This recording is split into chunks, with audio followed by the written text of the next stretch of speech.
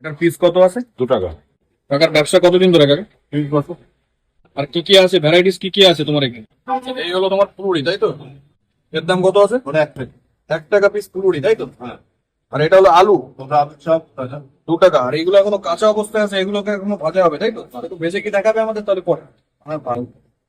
এখানে সব কাঁচা কাঁচা আছে। এই যে বেগুন, বেগুন কাটা আছে দেখতে পাচ্ছ, এগুলো লঙ্কা, তাই তো কাকা? এটা লঙ্কা। আচ্ছা, এখানে বেগুনে কিন্তু গরম গরম তেলে কিন্তু ফ্রাই করা হচ্ছে। কাকা তুমি কি এখানে সবসময় একাই বসো নাকি আর কেউ বসে? না, এটাই। একাই? ওকে। কিরকম চলে বেচা কেনা, মানে মানুষজন কিরকম খায়, খেতে কিরকম খায়, পছন্দ খায়। করে? পছন্দ করে, তাই তো? আর তো। গরম গরম বেগুনি কাকা তুলছে এখন, তাই তো কাকা? হ্যাঁ। একদম লাল লাল ঝালঝাল বেগুনি কিনতে এগুলো, ঠিক আছে? তোমরা হয়তো ভাবছো যে 2 টাকা পিসের বেগুনি আবার কত বড় হবে, কিন্তু এটা কিন্তু যথেষ্ট বড়।